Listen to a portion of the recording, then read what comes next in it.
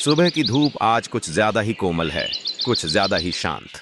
पूरब से उठता सूरज जैसे शहर की हर छत, हर पेड़ की पत्ती और गीली सड़कों को हल्के से छू रहा है। लगता है मानो सोने की चादर शहर पर बिछ गई हो।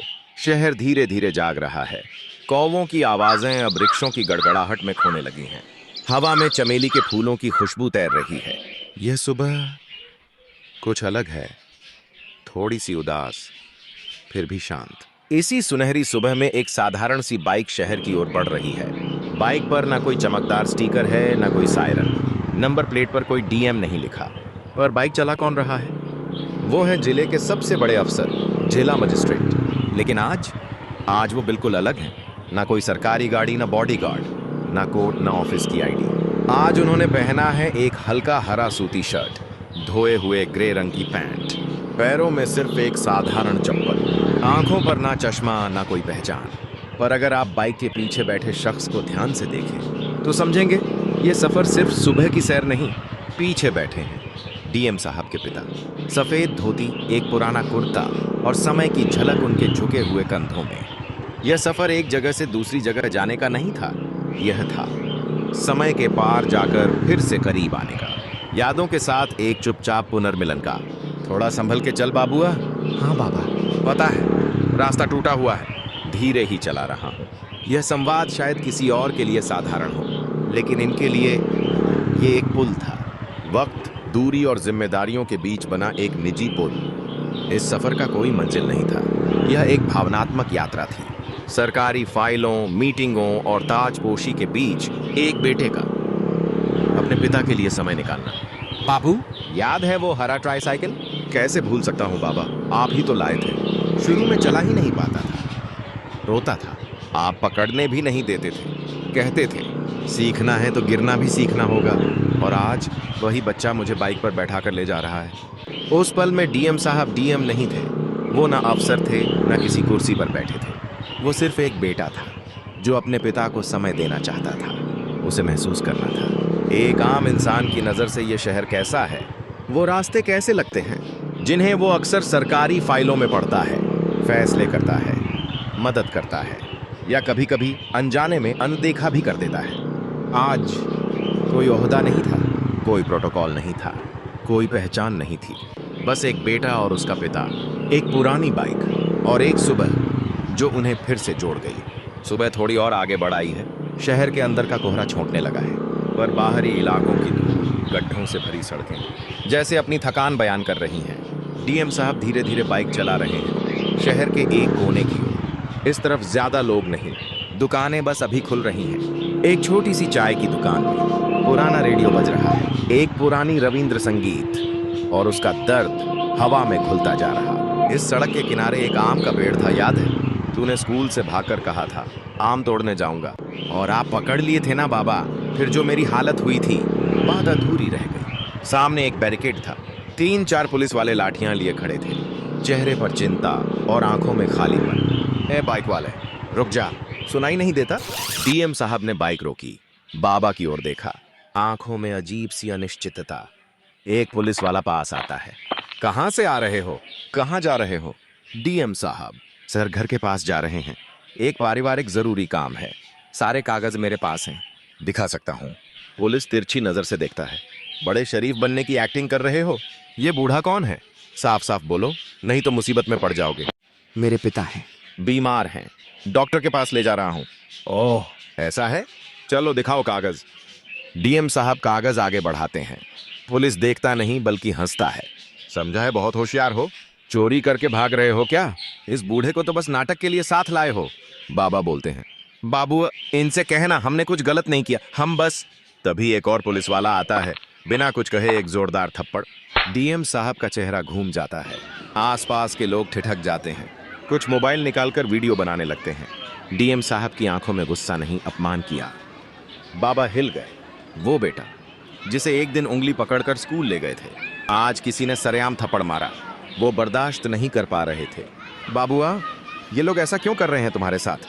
पुलिस चिल्लाता है, ओ बुजुर्ग, चुपचाप बैठे रहो, ज्यादा बोले तो तुम्हें भी उठा लेंगे। डीएम साहब चुप रहे। वो बोल सकते थे, मैं जिले का डीएम हूं, बस एक कॉल और सब बदल जाता। लेकिन उन्होंने नहीं बोला। उनकी आंखों में बस एक सवाल था, अगर मैं आम आदमी होता तब भी यही होता। धीरे से पिता का हाथ थामते हुए, चिंता मत करो बाबा, कुछ नहीं होगा। दोनों को जबरदस्ती जीप में बैठाया जाता है। बाइक किनारे छोड़ दी जाती है। लोग चुपचाप देख रहे हैं। कोई मुंह मोड़ लेता है। शायद यह मंजर अब नया नहीं रहा। एक युवा मोबाइल कैमरे में, शक्ल से तो शरीफ लगता है, लेकिन हो सकता है चोर हो। देखो कैसे बूढ़े को भी लेकर चल रहा है। जीप तेजी से थाने की ओर भागती है। अंदर बेटा और पिता दोनों चुप। खिड़की से आती धूल भरी धूप की किरण बाबा के चेहरे पर पड़ती है। एक थका अपमानित चेहरा, और पास ही सिर झुकाए डीएम साहब, आंखें बंद, होंठ भींचे, जैसे सोच रहे हों, इस देश के लिए इतना सब कुछ किया और मिला क्या। पुलिस वैन की खिड़की से आती सूरज की किरणें धीरे धीरे पिघलती रहीं और बाबा के चेहरे पर आकर ठहर गईं। पीछे छूटते जा रहे थे शहर के वो रास्ते जो अब जैसे गवाही बन चुके थे, एक थप्पड़ की, एक अपमान की और एक मौन प्रतिरोध की। डीएम साहब आंखें बंद किए बैठे थे। बाहर की आवाजें कानों में थीं, पर अंदर कहीं एक अदृश्य अदालत लग चुकी थी।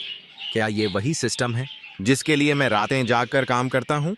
हर फाइल में न्याय ढूंढता हूँ, हर शिकायत को सुनता हूँ। बगल में बैठे उनके पिता कुछ कहना चाहते थे, पर कह नहीं पाए। बस उनका हाथ कसकर पकड़ रखा था, जैसे कह रहे हो, मैं हूं तेरे साथ, मुझे तुझ पर यकीन है। थाने में कदम रखते ही एक रूखी आवाज गूंजी, कौन है ये लोग? डेस्क के पीछे बैठे इंस्पेक्टर उठे। चेहरे पर चिढ़, माथे पर शिकन और आंखों में वही घिसा पिटा तिरस्कार जो अक्सर आम आदमी के हिस्से आता है। ड्यूटी अफसर चुपचाप फाइलों में खोया रहा। कुछ बोलते क्यों नहीं? क्या केस है? इंस्पेक्टर चीखे, वही पुलिस जो थप्पड़ मारा था। सर शक की हालत में घूम रहे थे। बूढ़ा लगभग बेहोश था और ये आदमी बहुत शरीफ बन रहा था। नाटक करके भागना चाह रहे थे। अच्छा, डीएम साहब बोलते हैं, सर मैं अपने बीमार पिता को डॉक्टर के पास ले जा रहा था। सारे कागज मेरे पास थे। मैंने आपको चेक करने के लिए कहा भी था, लेकिन मेरे साथ मारपीट हुई। मेरे पिता को डराया गया। इंस्पेक्टर गौर से देखते हैं। उस आवाज में कुछ था, कुछ ऐसा जो जाना पहचाना लग रहा था। नाम क्या है तुम्हारा? डीएम साहब गहरे स्वर में, नाम बताने की जरूरत नहीं है सर, मैं बस इतना जानना चाहता हूँ, एक आम नागरिक के रूप में क्या मुझे यही सलूक मिलना चाहिए? किसी ने कलम छोड़ दी, किसी ने एक दूसरे को देखा। चेहरा कुछ जाना पहचाना नहीं लग रहा, किसी ने फुसफुसाया। इंस्पेक्टर बोले, आप कौन हैं? कृपया पहचान दें। डीएम साहब जेब से अपना आईडी कार्ड निकालते हैं। कार्ड पर साफ लिखा था, डिस्ट्रिक्ट मैजिस्ट्रेट। थाने में बिजली सी दौड़ती है। इंस्पेक्टर का चेहरा सूख गया। जिसने थप्पड़ मारा था उसके चेहरे से खून उतर गया। बाबा ने तब आंखें खोली, धीरे से बोले, बाबू कुछ मत बोल, मैं समझ गया, तू अफसर नहीं, तू इंसान है। डीएम साहब खड़े होते हैं, शांत लेकिन प्रखर। मैंने जानबूझकर अपनी पहचान छिपाई थी, क्योंकि मैं देखना चाहता था आप आम लोगों को कैसे देखते हैं।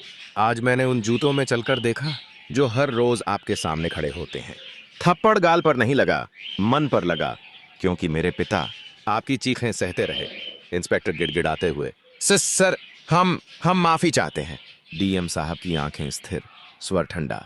माफी मांगने से पहले खुद से पूछिए, अगर आज मैं एक आम नामहीन आदमी होता तो क्या तब भी आप यही करते? डीएम साहब बाबा का हाथ पकड़ते हैं, वही हाथ जो बचपन में उन्हें स्कूल ले जाता था। आज उसी हाथ में फिर से भरोसा लेकर थाने से बाहर निकले। पुलिस वाले सब खामोश खड़े।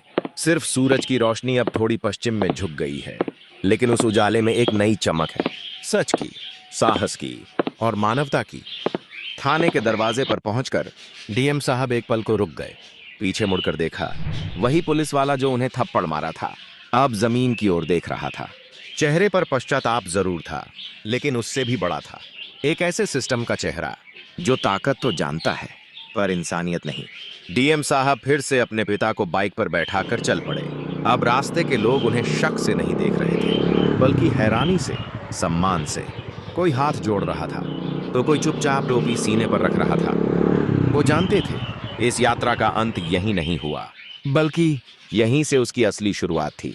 पूरे जिले में खबर फैल गई, डीएम साहब को पुलिस ने थप्पड़ मारा, थाने में हिरासत, प्रशासन में भूचाल। हर अखबार की हेडलाइन, एक कलेक्टर को थप्पड़, सिस्टम की असलियत बेनकाब। सोशल मीडिया जलने लगा। जो अफसर सिस्टम को खुद देखना चाहता था उसे ही सिस्टम ने अपमानित कर दिया। डीएम साहब कैमरों के सामने, मैं बदले की भावना से काम नहीं करूंगा, लेकिन मैं वादा करता हूं जब तक इस कुर्सी पर हूं कोई आम आदमी फिर से इस तरह अपमानित नहीं होगा। आज मेरी पहचान सामने आने पर सब रुक गए, लेकिन कल कोई माँ, कोई बहन, कोई बेटा अगर ऐसे हालात में फंसे तो कौन उनका साथ देगा? मैं ऐसा सिस्टम बनाना चाहता हूँ जहाँ पुलिस डर नहीं, भरोसे का नाम हो। एक पत्रकार का सवाल, सर, उन पुलिस वालों के खिलाफ क्या कार्रवाई हुई है? डीएम का शांत उत्तर, 3 कांस्टेबल और 1 अधिकारी को सस्पेंड कर दिया गया है। जांच शुरू हो चुकी है। मैं खुद निगरानी करूंगा। एक ही संदेश जाएगा, पद नहीं, मानवता सबसे बड़ी ताकत है। गांवों, बाजारों, कॉलेजों में लोग चर्चा कर रहे, हमें ऐसे अफसर चाहिए। ये अफसर नहीं, उम्मीद है। ये आवाज सिस्टम में बदलाव लाएगी। डीएम स्कूल, कॉलेज, क्लब्स में भाषण देते, सच बोलो, डर मत हो। जो तुम्हें थप्पड़ मारेगा वो तुम्हारे आत्मसम्मान को कभी नहीं छू सकेगा, अगर तुम्हें पता है तुम सही हो।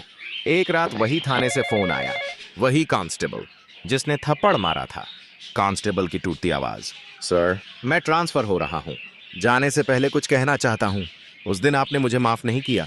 अच्छा किया, क्योंकि मैं तब नहीं समझता था एक इंसान की आंखों में सम्मान कैसा दिखता है। अब समझता हूं, सर। फिर वही पुरानी बाइक, शाम का समय, पीछे बाबा बैठे हैं। इस बार उनके चेहरे पर चिंता नहीं, बल्कि गर्व है। बाबा धीमे स्वर में, बाबुआ, अब समझ आया, तू सिर्फ अफसर नहीं, तू समाज की उम्मीद है।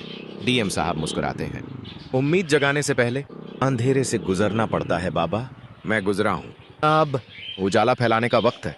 एक थप्पड़ से शुरू हुई थी आत्म परीक्षा और खत्म हुई सम्मान की पुनर्प्राप्ति पर। क्योंकि समाज तभी बदलता है जब एक इंसान चुप न रहकर खड़ा हो जाता है, और एक अफसर जब सिर्फ पद से नहीं, आदर्श से पहचाना जाता है।